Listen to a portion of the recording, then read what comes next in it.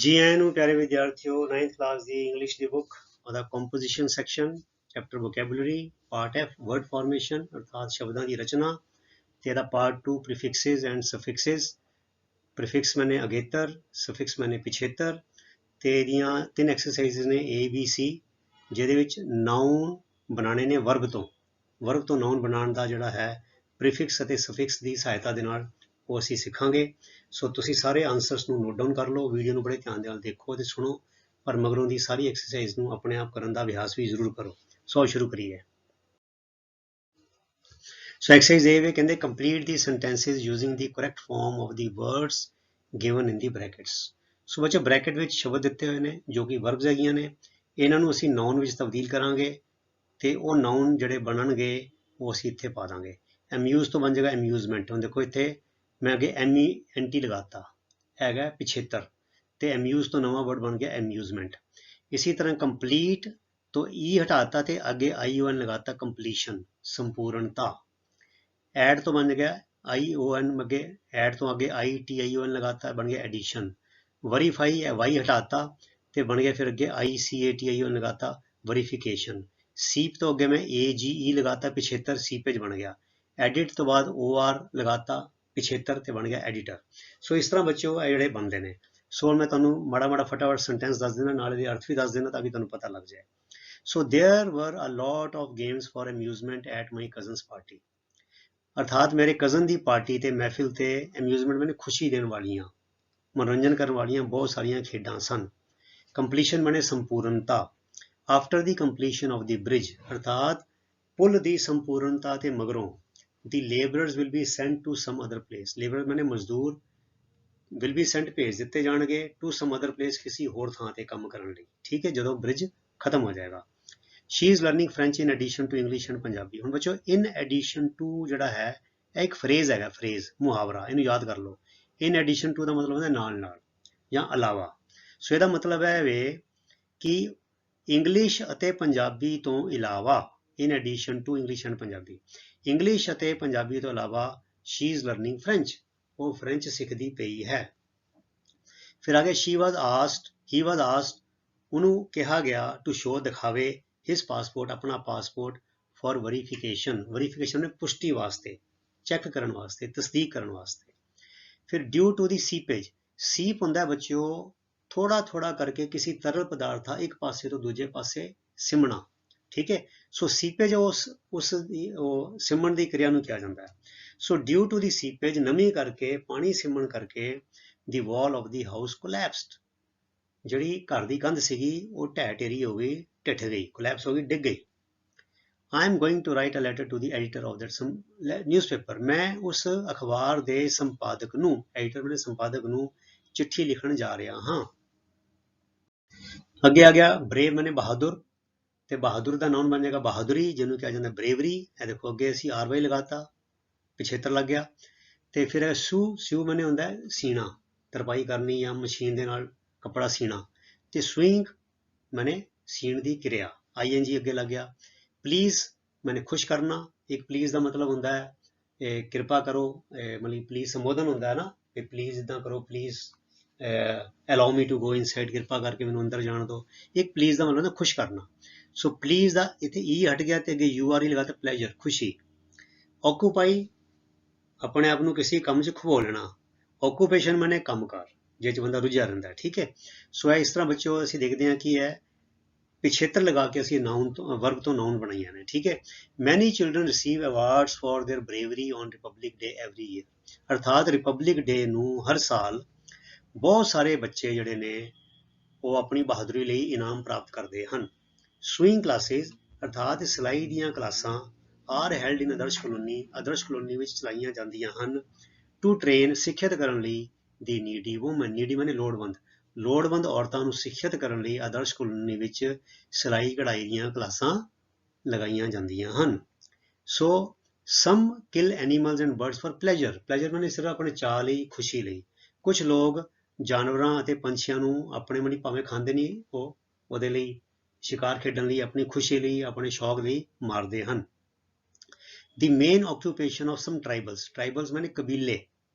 ਇਨ ਰਾਜਸਥਾਨ ਦੇ ਵਿੱਚ ਕੁਝ ਕਬੀਲਿਆਂ ਦਾ ਮੇਨ ਮੇਨ ਨੇ ਮੁੱਖ, ਆਕੂਪੇਸ਼ਨ ਮੈਨੇ ਕਿੱਤਾ, ਕੀ ਹੈਗਾ is breeding। ਬੱਚੋ ਇਸ ਪੈ ਇੱਥੇ ਆਣਾ ਸੀਗਾ, ਸੌਰੀ ਓਹੋ ਇਹ ਗਲਤ ਹੋ ਗਿਆ, camel is breeding ਨਹੀਂ, is camel breeding।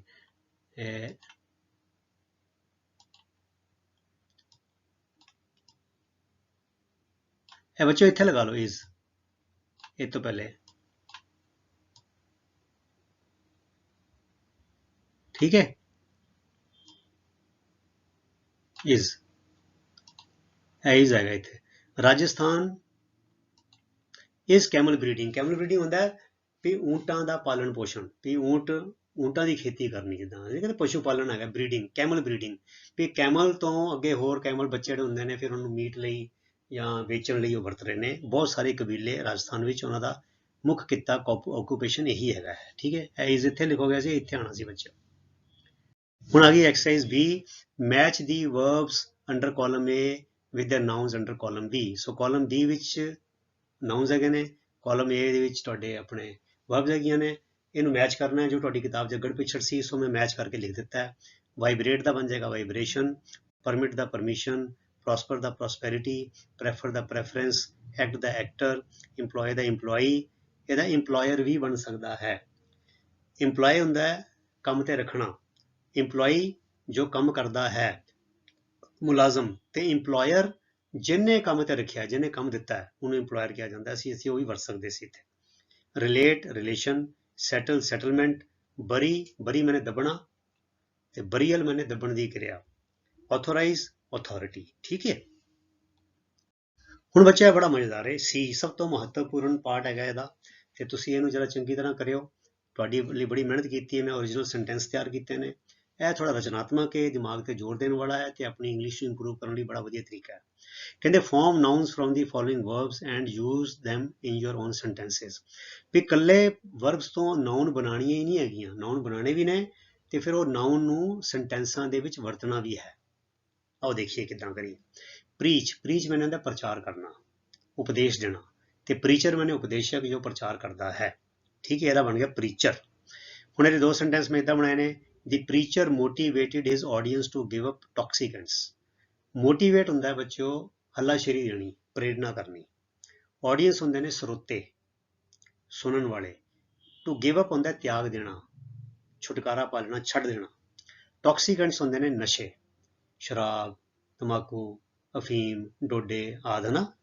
ਸੋ ਕਹਿੰਦੇ the preacher motivated his audience to give up toxicants. ਪ੍ਰਚਾਰਕ ਨੇ ਆਪਣੇ ਸਰੋਤਿਆਂ ਨੂੰ ਨਸ਼ਿਆਂ ਦਾ ਤਿਆਗ ਕਰਨ ਲਈ ਪ੍ਰੇਰਿਆ, ਠੀਕ ਹੈ। ਇੱਕ ਸੈਂਟੈਂਸ ਦਾ ਵਰਡ ਬਣਾ ਸਕਦੇ ਤੁਸੀਂ। ਫਿਰ ਅ ਗੁੱਡ ਪ੍ਰੀਚਰ ਪ੍ਰੈਕਟਿਸਿਸ ਵਟ ਹੀ ਪ੍ਰੀਚਿਸ। ਬੜੀ ਸੋਹਣੀ ਗੱਲ ਹੈ, ਜਿੱਦਾਂ ਗੁਰਬਾਣੀ 'ਚ ਕਿਹਾ ਪ੍ਰਥਮੇ ਮਨ ਪ੍ਰਬੁੱਧ ਹੈ ਆਪਣਾ ਪਾਛੇ ਅਵਰ ਰਿਝਾਵੈ। ਵੀ ਜੋ ਵੀ ਸਿਆਣਾ ਪ੍ਰਚਾਰਕ ਹੁੰਦਾ ਹੈ ਜੋ ਪਹਿਲਾਂ ਆਪਣੇ ਮਨ ਨੂੰ ਸਾਧੇ, ਪ੍ਰਥਮੇ ਮਨ ਪ੍ਰਬੁੱਧ ਹੈ ਆਪਣਾ, ਆਪਣੇ ਮਨ ਨੂੰ ਕੰਟਰੋਲ 'ਚ ਕਰੇ, ਪਾਛੇ ਅਵਰ ਰਿਝਾਵੇ, ਉਸ ਤੋਂ ਮਗਰੋਂ ਦੂਜਿਆਂ ਨੂੰ ਪ੍ਰੇਰਨਾ ਕਰੇ ਕਿ ਇੱਦਾਂ ਕਰੋ। ਸੋ ਅ ਗੁੱਡ ਪ੍ਰੀਚਰ ਜਿਹੜਾ ਚੰਗਾ ਪ੍ਰਚਾਰਕ ਹੁੰਦਾ ਹੈ, ਪ੍ਰੈਕਟਿਸਿਸ ਅਮਲ ਵਿੱਚ ਲਿਆਉਂਦਾ ਹੈ, ਉਹ 'ਤੇ ਅਮਲ ਕਰਦਾ ਹੈ, ਕਿਤੇ ਵਟ ਹੀ ਪ੍ਰੀਚਿਸ ਜਿਹਦਾ ਉਹ ਦੂਜਿਆਂ ਨੂੰ ਪ੍ਰਚਾਰ ਕਰਦਾ ਹੈ। ਚੰਗਾ ਪ੍ਰਚਾਰਕ ਉਹੀ ਹੁੰਦਾ ਹੈ ਜੋ ਜਿਸ ਗੱਲ ਦਾ ਪ੍ਰਚਾਰ ਕਰਦਾ ਹੈ ਉਹ 'ਤੇ ਉਹ ਆਪ ਅਮਲ ਕਰਦਾ ਹੈ। ਮਤਲਬ ਕਿ ਮੈਂ ਕੋਸ਼ਿਸ਼ ਕਰਾਂਗਾ ਬੱਚੇ ਉਹ ਸੈਂਟੈਂਸ ਬਣਾ ਰਹੇ ਨੇ ਜਿਨ੍ਹਾਂ ਵਿੱਚੋਂ ਤੁਹਾਨੂੰ ਕੋਈ ਚੰਗੀ ਗੱਲ ਸਿੱਖਣ ਨੂੰ ਮਿਲੇ, ਪ੍ਰੇਰਨਾਦਾਇਕ ਗੱਲ ਸਿੱਖਣ ਨੂੰ ਮਿਲੇ, ਠੀਕ ਹੈ, ਤੁਹਾਡੇ ਜੀਵਨ ਵਿੱਚ ਕੰਮ ਆਵੇ, ਤੇ ਜਾਂ ਫਿਰ ਕੋਈ ਜਨਰਲ ਨੌਲੇਜ ਦੀ ਤੁਹਾਡੇ ਗਿਆਨ 'ਚ ਵਾਧਾ ਕਰਨ ਦੀ ਗੱਲ ਹੋਵੇ, ਠੀਕ ਹੈ। ਅਗਲਾ ਆ ਗਿਆ ਬੱਚੇ ਕ੍ਰੀਏਟ। ਕ੍ਰੀਏਟ ਹੁੰਦਾ ਸਿਰਜਣਾ। ਸੋ ਇਹਦੇ ਦੋ ਨਾਉਨ ਬਣ ਸਕਦੇ ਨੇ, ਇੱਕ ਹੁੰਦਾ ਕ੍ਰੀਏਟਰ ਸਿਰਜਣਹਾਰ, ਤੇ ਕ੍ਰੀਏਸ਼ਨ ਅਰਥਾਤ ਉਹਦੀ ਜੋ ਸਿਰਜਣਾ, ਜੋ ਰਚਨਾ ਹੈਗੀ ਹੈ। ਸੋ ਕ੍ਰੀਏਟ ਮੈਨੇ ਰਚਨਾ, ਕ੍ਰੀਏਟਰ ਮੈਨੇ ਰਚਨਹਾਰ, ਤੇ ਕ੍ਰੀਏਸ਼ਨ ਜੋ ਉਹਨੇ ਰਚਿਆ ਹੈ ਉਹ ਚੀਜ਼। ਸੋ ਬੱਚਿਓ ਇਹ ਦੋ ਸੈਂਟੈਂਸ ਵਰਤੇ ਨੇ, ਤੇ ਦੋਨਾਂ 'ਚ ਮੈਂ ਸੈਂਟੈਂਸ ਇੱਦਾਂ ਬਣਾਏ ਨੇ ਕਿ ਕ੍ਰੀਏਟਰ ਵੀ ਵਰਤ ਹੋ ਜਾਏ ਤੇ ਕ੍ਰੀਏਸ਼ਨ ਵੀ ਵਰਤ ਹੋ ਜਾਏ, ਦੋਨੋਂ ਨਾਉਨ ਵਰਤ ਹੋ ਜਾਣਗੇ। ਸੋ ਪਹਿਲਾ ਹੈਗਾ Gurbani says that the creator resides in his creation. ਕਿ ਗੁਰਬਾਣੀ ਕਹਿੰਦੀ ਹੈ ਕਿ ਜੋ ਕਰਤਾ ਹੈ, ਸੀ ਵੱਡਾ ਹੈ ਅਰਥਾਤ ਕਰਤਾ ਪੁਰਖ, ਵਾਹਿਗੁਰੂ ਅਕਾਲ ਪੁਰਖ ਪਰਮਾਤਮਾ, ਰਿਸਾਈਡਸ ਰਹਿੰਦਾ ਹੈ ਇਨ ਹਿਜ਼ ਕ੍ਰੀਏਸ਼ਨ, ਐਚ ਵੱਡਾ ਹੈ ਕਿਉਂਕਿ ਰੱਬ ਵਾਸਤੇ ਵਰਤਿਆ ਗਿਆ, ਆਪਣੀ ਰਚਨਾ ਵਿੱਚ ਰਹਿੰਦਾ ਹੈ। ਜਿੱਦਾਂ ਗੁਰਬਾਣੀ ਕਹਿੰਦੀ ਹੈ ਇਹ ਜਗ ਸੱਚੇ ਕੀ ਹੈ ਕੋਠੜੀ, ਸੱਚੇ ਕਾ ਵਿਚਵਾਸ। ਇਹ ਸਾਰਾ ਜਗਤ ਉਸ ਪਰਮਾਤਮਾ ਦਾ ਘਰ ਹੈਗਾ, ਤੇ ਪਰਮਾਤਮਾ ਇਸੇ ਘਰ ਵਿੱਚ ਰਹਿੰਦਾ ਹੈ। ਉਹਨੂੰ ਲੱਭਣ ਲਈ ਕੋਈ ਜੰਗਲ ਵਿੱਚ, ਪਹਾੜਾਂ ਵਿੱਚ, ਕੋਈ ਤੀਰਥਾਂ ਤੇ ਜਾਣ ਦੀ ਲੋੜ ਨਹੀਂ ਹੈਗੀ। ਸੋ ਇੱਥੇ ਦੇਖੋ ਕ੍ਰੀਏਟਰ ਵੀ ਆ ਗਿਆ ਤੇ ਕ੍ਰੀਏਸ਼ਨ ਵੀ ਆ ਗਿਆ। ਤੇ ਦੂਜਾ ਸੈਂਟੈਂਸ ਹੈਗਾ ਦੀ creator of the almighty creator is limitless. अर्थात सर्व कला समर्थ करते दी जो सिरजना है वो लिमिटलैस है, अनंत है, बेअंत है, असीम है। जिदा गुरबाणी कहती नानक करते का अंत ना पावे, यह नानक उस करते का अंत नहीं पाया जा सकता। अंत ना सिफती कहण ना अंत, अंत ना करने देण ना अंत, अंत ना से ओदा जो ओदी जो गल्लां है ओदी जो रचना है ओदा अंत नहीं पाया जा सकता। सो इस तरह तुसीं सेंटेंस बना सकते हो। इह क्रिएशन भी आ गया, क्रिएटर भी आ गया, इत्थे भी क्रिएशन भी आ गया ते क्रिएटर भी आ गया। ठीक है, अगला आ गया बच्चों अपीयर। अपीयर मैंने होंदा एक ते होंदा प्रगट होना, ठीक है, या जापना। ते अपीयरेंस होंदी दिख, जो सामने सानू नंगी अख नाल पहले नजर आता है, पहला प्रभाव जिहड़ा अपीयरेंस। ठीक है, सो एदा दो सेंटेंस बनाए ने। डू नॉट जज a person by his her appearance, अर्थात किसी भी मनुख नू, परसन नू हिज हर, चाहे वो औरत है चाहे मर्द है, अपीयरेंस ਉਹਦੀ दिख तो, ਉਹਦੇ ਕੱਪੜਿਆਂ ਤੋਂ, ਉਹਦੇ रंग रूप तो जज ना करो, ਉਹਦੇ ਬਾਰੇ ਕੋਈ फैसला ना बनाओ भी ਇਹ ਬੰਦਾ इदां ਦਾ ਹੋਏਗਾ। ਜਿੱਦਾਂ ਗੁਰੂ ਆਪਣਾ ਅਸੀਂ ਇੱਕ ਮੁਹਾਵਰਾ ਨਾ, ਜਾਂ ਰਾਹ ਪਿਆ ਜਾਣੀਏ ਜਾਂ ਵਾਹ ਪਿਆ ਜਾਣੀਏ। ਸੋ ਬੰਦੇ ਦੀ ਸਿਰਫ ਸ਼ਕਲ ਦੇਖ ਕੇ, ਉਹਦੇ ਪੱਗ ਦੇ ਪੇਚੇ ਦੇਖ ਕੇ, ਉਹਦੇ ਤਿੱਖੇ ਨੱਕ ਦੇਖ ਕੇ, ਸੋਹਣੀਆਂ ਅੱਖਾਂ ਦੇਖ ਕੇ ਅਸੀਂ ਕੋਈ ਫੈਸਲਾ ਨਹੀਂ ਕਰ ਸਕਦੇ। ਸੋ ਡੂ ਨਾਟ ਜੱਜ ਅ ਪਰਸਨ ਬਾਈ ਹਿਜ਼ ਔਰ ਹਰ ਅਪੀਅਰੈਂਸ, ਸਿਰਫ ਉਹਦੇ ਕੱਪੜਿਆਂ ਤੋਂ, ਉਹਦੀ ਦਿੱਖ ਤੋਂ ਉਹਦੇ ਬਾਰੇ ਕੋਈ ਫੈਸਲਾ ਨਾ ਕਰੋ। ठीक है, फिर आ गया expensive cars can give a false appearance of riches. इतने रिचीज का मतलब है अमीरी, अमीरी। अपीयर फॉल्स अपीयरेंस मैंने भुलेखा, दिख, फॉल्स मैंने झूठी। एक्सपेंसिव कार्स कहते महंगिया कारां दे नाल कई बार अमीरी का गलत भुलेखा पै जाता है। कार कई बार लोन के उत्ते हुंदी है, किश्तां के उत्ते हुंदी है, ते चोरी की हुंदी है, या सैकिंड हैंड ही हुंदी है ना, क्योंकि ਜਿਹੜੀਆਂ ਮਹਿੰਗੀਆਂ ਕਾਰਾਂ ਨੇ ਉਹ ਸੈਕਿੰਡ ਹੈਂਡ ਬਹੁਤ ਸਸਤੀਆਂ ਮਿਲ ਜਾਂਦੀਆਂ। ਸੋ ਬੜੇ ਲੋਕ ਸਿਰਫ ਆਪਣਾ ਪ੍ਰਭਾਵ ਦੇਣ ਲਈ ਇੱਦਾਂ ਦੇ ਵੱਡੇ ਵੱਡੇ ਘਰ ਬਣਾ ਲੈਂਦੇ ਨੇ, ਵੱਡੀਆਂ ਕਾਰਾਂ ਮਹਿੰਗੀਆਂ ਲੋਕਾਂ ਦੇ ਪ੍ਰਭਾਵ ਪਾਉਣ ਲਈ। ਸੋ ਉਹਦੇ ਨਾਲ ਫਾਲਸ ਅਪੀਅਰੈਂਸ ਆਫ ਰਿਚਿਜ਼, ਇੱਦਾਂ ਲੱਗਦਾ ਕਿ ਬੰਦਾ ਬੜਾ ਅਮੀਰ ਹੋਏਗਾ, ਤੇ ਇਹੋ ਜਿਹੀ ਗੱਲ ਨਹੀਂ ਹੁੰਦੀ। ਸੋ ਇੱਦਾਂ ਦੀ ਗੱਲਾਂ ਮੈਂ ਆਪਣੀ ਜ਼ਿੰਦਗੀ 'ਚ ਬੜੀ ਵਾਰ ਦੇਖੀਆਂ। ਸੋ ਉਹ ਬੰਦਾ ਵੀ ਪੂਰਾ ਸੂਰਾ ਜਿਹਾ ਹੁੰਦਾ, ਪਰ ਸਿਰਫ ਦਿਖਾਵੇ ਲਈ ਉਹਨੇ ਬੁਲਟ ਰੱਖੀ ਹੁੰਦੀ ਹੈ, ਕੋਈ ਮਹਿੰਗੀ ਕਾਰ ਰੱਖੀ ਹੁੰਦੀ ਹੈ, ਉਹ ਸੈਕਿੰਡ ਹੈਂਡ ਹੁੰਦੀ ਹੈ ਜ਼ਿਆਦਾਤਰ, ਜਾਂ ਪੁਰਾਣੀ ਹੁੰਦੀ ਹੈ, ਜਾਂ ਸਿਰਫ ਕਦੀ ਕਦੀ ਵਰਤ ਰਿਹਾ ਉਹ ਰੱਖਣ ਲਈ ਹੁੰਦੀ ਹੈ, ਜਾਂ ਉੱਤੇ ਕਿਸ਼ਤਾਂ ਚੱਲਦੀਆਂ ਹੁੰਦੀਆਂ। फिर अराइव मैंने आना, अराइवल मैंने आने की क्रिया।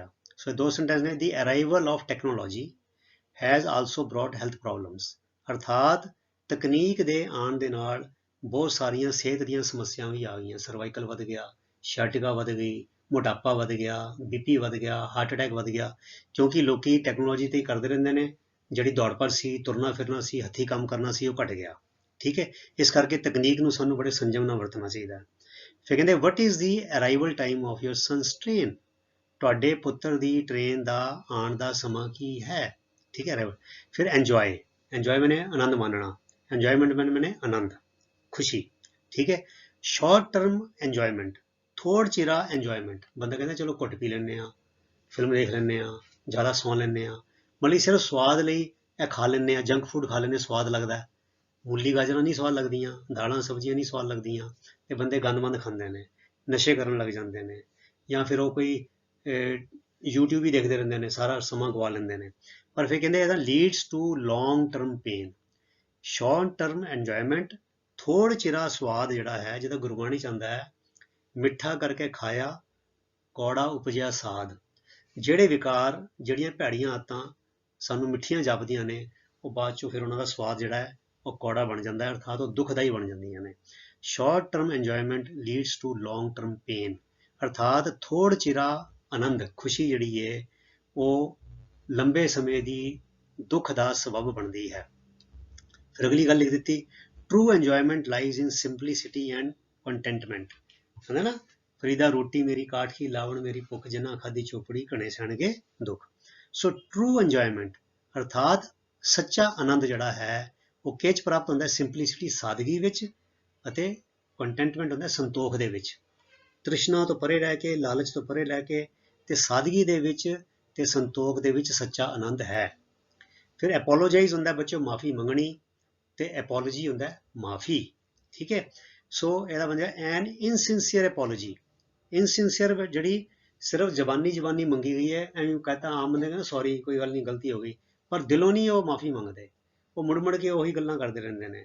ਸੋ ਕਹਿੰਦੇ ਐਨ ਇਨਸਿੰਸੀਅਰ ਐਪੋਲੋਜੀ ਇਜ਼ ਨਥਿੰਗ, ਕੁਛ ਨਹੀਂ ਹੁੰਦਾ ਬਟ ਅ ਸ਼ੈਮ, ਸ਼ੈਮ ਹੁੰਦਾ ਦਿਖਾਵਾ, ਧੋਖਾ, ਪਖੰਡ, ਠੀਕ ਹੈ। ਐਨ ਇਨਸਿੰਸੀਅਰ ਐਪੋਲੋਜੀ ਅਰਥਾਤ ਜਿਹੜੀ ਮਾਫੀ ਦਿਲੋਂ ਨਹੀਂ ਮੰਗੀ ਗਈ, ਸਿਰਫ ਜ਼ੁਬਾਨ ਤੋਂ ਮੰਗੀ ਗਈ ਹੈ, ਉਹ ਇੱਕ ਧੋਖੇ ਤੋਂ ਇਲਾਵਾ, ਠੱਗੀ ਤੋਂ ਇਲਾਵਾ, ਪਖੰਡ ਤੋਂ ਇਲਾਵਾ ਹੋਰ ਕੁਝ ਨਹੀਂ ਹੈ। ਅਰਥਾਤ ਸਿਰਫ ਜ਼ਬਾਨ ਤੋਂ ਮੰਗੀ ਗਈ ਮਾਫੀ ਦਾ ਕੋਈ ਮੈਨਾ ਨਹੀਂ ਹੁੰਦਾ। ਦੀ ਓਪੋਜੀਸ਼ਨ ਡਿਮਾਂਡਡ, ਡਿਮਾਂਡ ਮੈਨੇ ਮੰਗ ਕਰਨੀ, ਡਿਮਾਂਡਡ ਨੇ ਮੰਗ ਕੀਤੀ, ਓਪੋਜੀਸ਼ਨ ਵਿਰੋਧੀ ਪਾਰਟੀ ਨੇ, ਦੀ ਓਪੋਜੀਸ਼ਨ ਜਦ ਸਰਕਾਰ, ਡੈਮੋਕ੍ਰੇਸੀ 'ਚ ਇੱਕ ਸਰਕਾਰ ਹੁੰਦੀ ਹੈ ਜਿਹੜੀ ਸੱਤਾ ਵਿੱਚ ਹੁੰਦੀ ਹੈ ਤੇ ਇੱਕ ਵਿਰੋਧੀ ਧਿਰ ਹੁੰਦਾ ਹੈ। ਦੀ ਓਪੋਜੀਸ਼ਨ ਡਿਮਾਂਡਡ ਅ ਪਬਲਿਕ ਐਪੋਲੋਜੀ, ਪਬਲਿਕ ਐਪੋਲੋਜੀ ਮੈਨੇ ਜਨਤਕ ਸਾਰੀ ਦੇਸ਼ ਵਾਸੀਆਂ ਤੋਂ ਮਾਫੀ ਮੰਗਣ ਲਈ, from the PM, prime minister ਤੋਂ, ਫॉर ਲਾਈਂਗ, ਲਾਈਂਗ ਮੈਨੇ ਝੂਠ ਬੋਲਣ ਲਈ। ਸੋ ਵਿਰੋਧੀ ਧਿਰ ਨੇ ਪ੍ਰਾਈਮ ਮਿਨਿਸਟਰ ਤੋਂ ਝੂਠ ਬੋਲਣ ਲਈ ਜਨਤਕ ਤੌਰ ਤੇ ਮਾਫੀ ਦੀ ਮੰਗ ਕੀਤੀ। ਅਗਲਾ ਦੇਖੀਏ ਡਿਵੈਲਪ, ਡਿਵੈਲਪ ਹੁੰਦਾ ਬੱਚੋ ਵਿਕਾਸ ਕਰਨਾ, ਤੇ ਡਿਵੈਲਪਮੈਂਟ ਮੈਨੇ ਹੋ ਗਿਆ ਵਿਕਾਸ, ਠੀਕ ਹੈ। So development must not be for the benefit of a few corporate houses, ਅਰਥਾਤ ਜਿਹੜਾ ਵਿਕਾਸ ਹੈਗਾ ਉਹ ਸਿਰਫ ਕੁਝ ਗਿਣਤੀ ਦੇ ਕਾਰਪੋਰੇਟ ਘਰਾਣਿਆਂ ਦੇ ਲਈ ਫਾਇਦੇ ਲਈ ਨਹੀਂ ਹੋਣਾ ਚਾਹੀਦਾ। ਏਅਰਪੋਰਟ ਬਣਦੇ ਨੇ, ਸੜਕਾਂ ਬਣਦੀਆਂ ਨੇ, ਇੰਨਾ ਵਿਕਾਸ ਹੋ ਰਿਹਾ, ਪਰ ਉਹ ਗਰੀਬਾਂ ਨੂੰ, ਕਿਸਾਨਾਂ ਨੂੰ, ਆਦੀਵਾਸੀਆਂ ਨੂੰ ਉਜਾੜ ਕੇ ਖਜ਼ਾਨੇ ਕਿਹਦੇ ਭਰੇ ਜਾਂਦੇ ਨੇ? ਅਡਾਨੀ ਅੰਬਾਨੀ ਦੇ। ਇਹ ਸਾਨੂੰ ਪਤਾ ਹੀ ਹੈ, ਖਬਰਾਂ 'ਚ ਰੋਜ਼ ਆਉਂਦਾ ਹੈ। ਸੋ ਅਡਾਨੀ ਦੀ ਗੁੱਡੀ ਚੜੀ ਜਾਂਦੀ ਹੈ, ਅੰਬਾਨੀ ਦੀ ਗੁੱਡੀ ਚੜੀ ਜਾਂਦੀ ਹੈ, ਪਰ ਆਮ ਜਿਹੜਾ ਭਾਰਤੀ ਹੈ ਉਹਦੀ ਖੁਸ਼ਹਾਲੀ 'ਚ ਕੋਈ ਫਰਕ ਨਹੀਂ ਪੈਂਦਾ। ਸੋ ਉਹ ਵਿਕਾਸ ਨਹੀਂ ਕਿਹਾ ਜਾ ਸਕਦਾ। ਉਹ 1 2 5 6 8 10 20 25 ਬੰਦਿਆਂ ਦਾ ਵਿਕਾਸ, ਦੇਸ਼ ਦਾ ਵਿਕਾਸ ਨਹੀਂ ਹੁੰਦਾ। So development must not be for the benefit of a few corporate houses. ਫਿਰ ਅਗਲੀ ਗੱਲ, development must not be at the cost of damaging the environment.